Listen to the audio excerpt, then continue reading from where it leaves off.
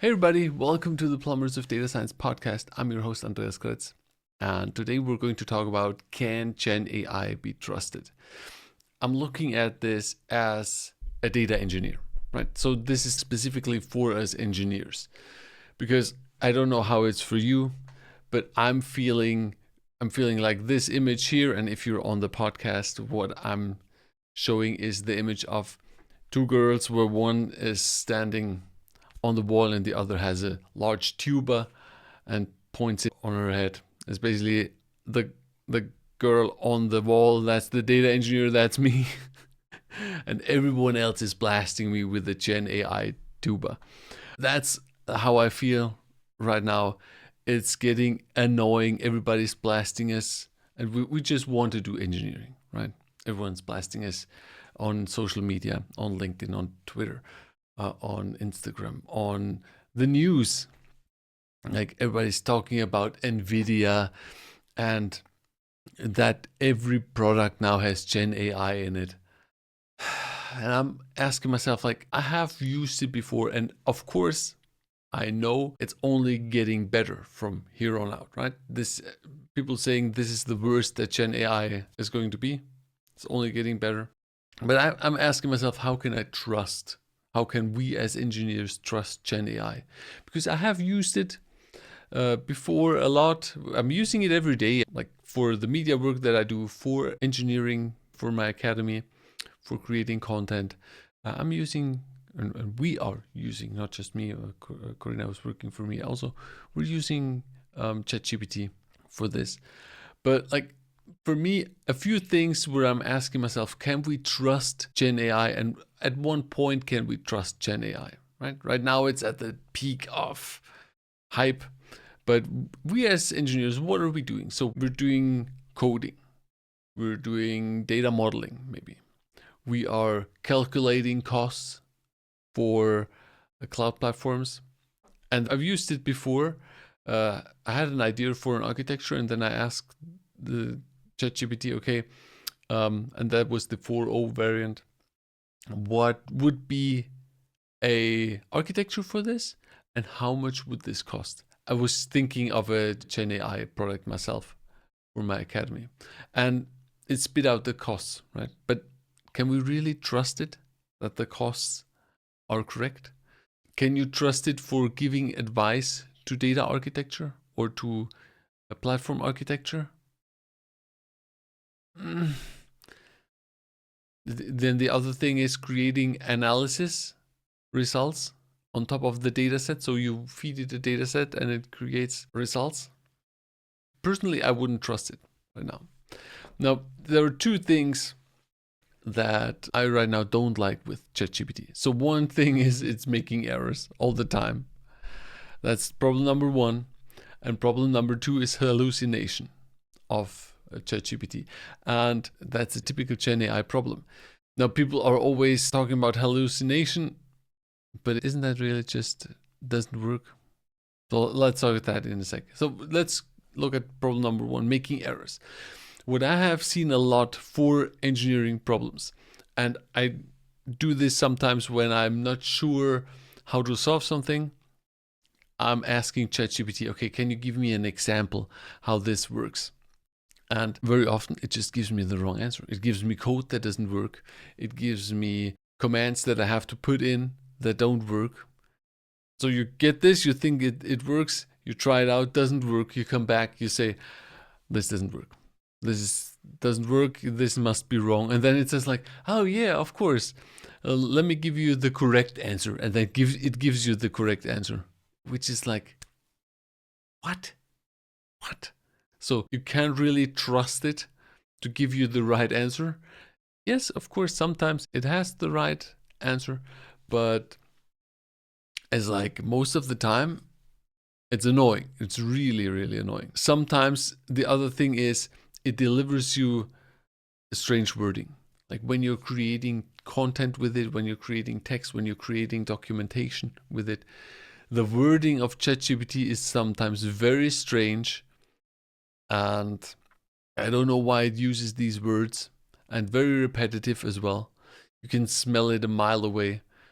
So For documentation, this might be okay, but for like putting out content, it's terrible, and it also makes errors. Like, so that is something. That's my problem number one. I don't know how you think about this. Have you had the problem as well, where you want to have it give you tips on what to do, how to solve a problem, and then first it gives you the wrong answer? Like, you have to think about this. This is just for a simple problem. Now, if it's more complicated, or if it's some data modeling thing where you only are going to see the problem down the line, where it's analyzing a data set, and you give the results to your management, to your team lead, and the results are wrong, right? So can we really trust it? That leads back to the thing with, is AI replacing data engineers, right? Is GenAI replacing us? You can't trust it. That's problem number one. Problem number two, hallucination. For me, like, I always see people, they talk this problem down. The big problem is hallucination, where it's not giving you the right answer. Whatever you do, if you say, for instance, when you work with DALL-E, you use that, you create an image. First of all, it's a huge time waster, because the image always gets created new. So there's always something different in the image that you don't like. That takes a lot of time. And then I saw a post on LinkedIn recently about show me an empty room without an elephant, and then it's going to put the elephant in. That is something it does all the time. For instance, we use that sometimes for thumbnail creation for YouTube thumbnails. There's a text in it, you tell it, okay, this is fine, recreate this, but without the text. It always creates it with the text. If you create a documentation and you give it specific things that you don't like, and you say, don't put this in, leave this out, it's always going to put it back into the text.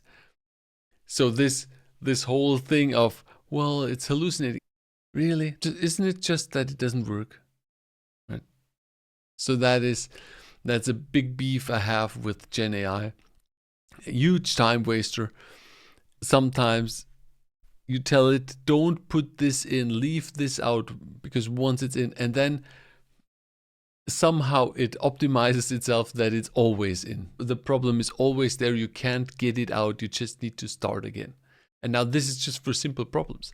When we think about, okay, about data engineering, as I said, like for modeling, for calculating costs, for giving hints on architecture, for all kinds of things, for documentation of source code. Really?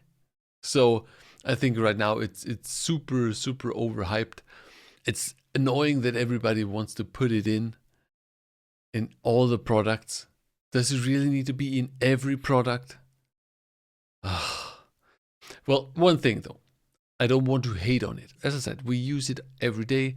I used it last week. I improved the website text. It's very good at, okay, I'm giving you some text. Now improve these texts. And it's going to improve the text. Or give me ideas for a topic. For instance, right now we're working on an advanced SQL course for data engineers.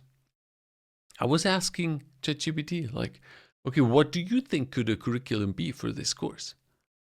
And with a bit of back and forth, I came to a good agenda for this course, for a good curriculum. And then we started developing this. So it's good. It's also very good for repurposing content. We use that for the podcast as well all the time.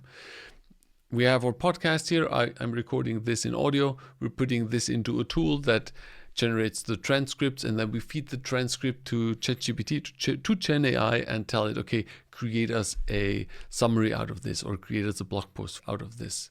And that works. That is good.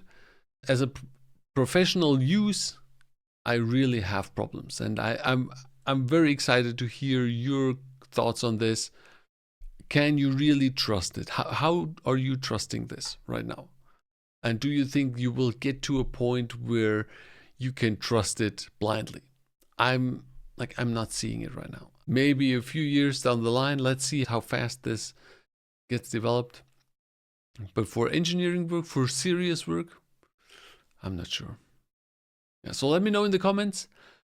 I'm excited to hear your thoughts on this, and then let's see you in the next podcast episode.